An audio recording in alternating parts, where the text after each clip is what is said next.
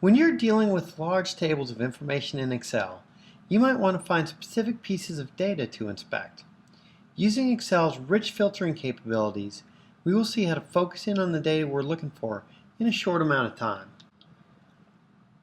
The autofilter in Excel is a fast way to attach a filter to your data. Now, Excel will recognize as a table any range of cells that are connected in some way and surrounded by blank columns and blank rows. So let's click anywhere in our data table. Make sure we only have one cell selected. And now from the Data tab over on the left hand side, we're going to go and click on the Filter button, and that will display our filters. Now you see how each column heading has an arrow on it now on the right side? Well, we're going to go ahead and look and see what that arrow does. Let's click the right arrow on Product, and you see we get a dialog box, and we can move that around a little. We can make it a little bigger so we can see more things. There's a couple things going on up top that we'll talk about, but I want to start by talking about this bottom section. What Excel did when we applied that auto filter to this table, it took every value in the product column, column A, and put it on this filtered list. So watch what I do up front. I can click Select All, and that'll work like a toggle switch. It will turn all the selections on and off. This is good if you have a list that has many entries and you only want one selected. Toggle the Select All off and then click on the one that you want to display. Well, what we're going to do is we're going to start off by just selecting one of these, and we're going to go to the Northwind Traders scones. Okay, now instead of unchecking every box, I want to use that trick we learned. Go ahead and unselect all, and then go to Northwind Trader scones. And I don't even have to take this dialog box to continue with our filter. You see that the table has filtered it down, so all I'm looking at is the Northwind Trader scones row. If we click off of the column that we're on, our filter window goes away, and we'd have to click on the filter to get back to it. So let's click that and get our product filter back up. And now let's see how we can look at more than one item. We want to maybe look at Northwind Trader scones as well as Northwind Trader coffee.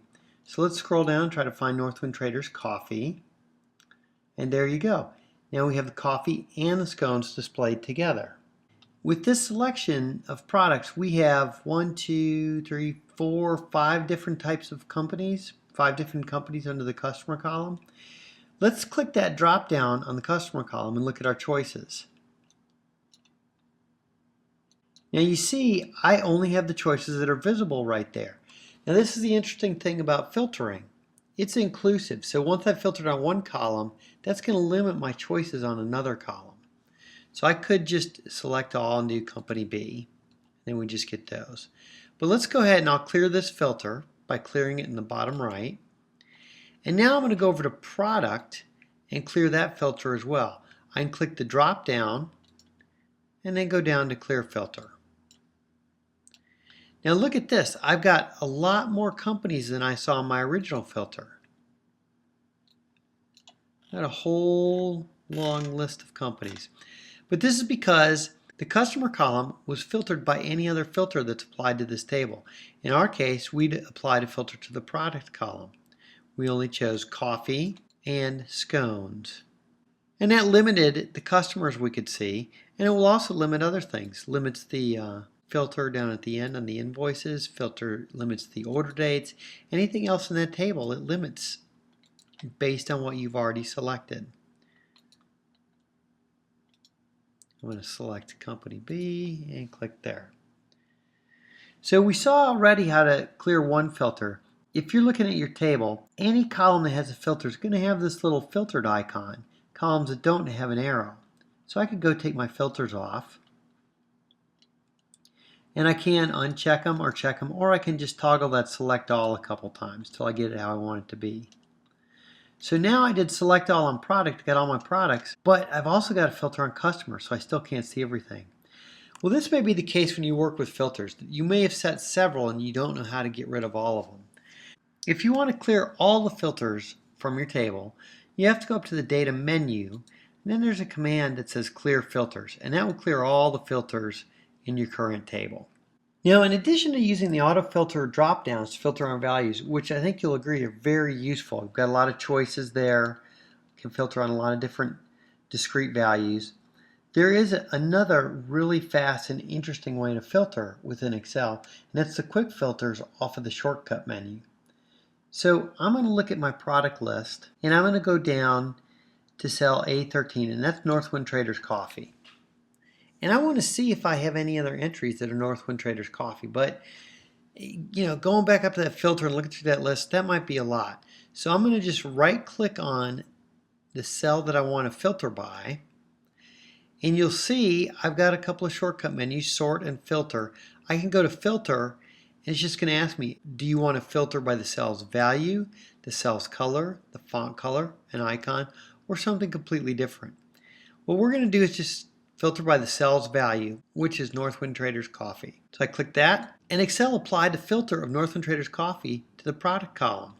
If I click my filter on the top of that column now, you'll see it went in and it unchecked everything and just checked the Northwind Traders Coffee. The last element of filtering that we're going to look at is how we can filter a field with a number. For exact values, we can filter the same way that we did for text. In our quantity, we could just right click and filter on that value. Let's just say, for example, we wanted to see all the locations that sold more than 50 of a particular item on a given day. We can use a filter to search for rows where the quantity is greater than 50. We've already cleared our filters out, so let's click on the filter drop-down from the quantity field. From the quality drop-down box that pops up, there's a combo control that says choose one. And now, since we're in a numeric field, it has a lot of numerical operators. Equals, does not equal, it's greater than or equal to, less than or equal to, top 10, bottom 10, above average, below average. Well, we're going to stick right now to just a simple greater than. And in the value, I'll have a list box that gives me some choices of what to put in. But I just want to say 50. So 50 is in there, I'll go ahead and click it. But I could type something in there if I wanted. And you see, Excel filtered our list. We've got a lot of different products, a lot of different companies, orders. But the common thread here is that the quantity for all of the items that were filtered is greater than 50. Well, now let's look at one last option with the numerical kind of vague filters. We'll click our filtering drop down, and instead of greater than, I'm going to go down to top 10. So right now it says top 10, and then there's a 10, and then there's items in this dialog box. Well, even though it says top 10, we're able to make it whatever number we want. We could make it the top 8, we could make it the top 53. We're just going to stick to 10 right now though, and it's going to be items. You can also go by percentage. If you wanted the top 10% of a particular sale or something, you could do that. But we just want the top 10 items from our set. As you see, Excel brought back the top 10 items. And as you can see, Excel filtered out the top 10 items based on quantity for our particular sort. Now the last thing that we're going to notice on the filters dialog box is that you can also sort from this window. So I can go up to that filter drop down, and I have sorting capabilities built right into our table. I can sort ascendingly by quantity, descendingly. If I had colors, I could sort by color as well. So in this lesson, we've learned about the filtering capabilities of Excel. We saw how the filters you can apply to a table can make it really easy to find the information that you're looking for.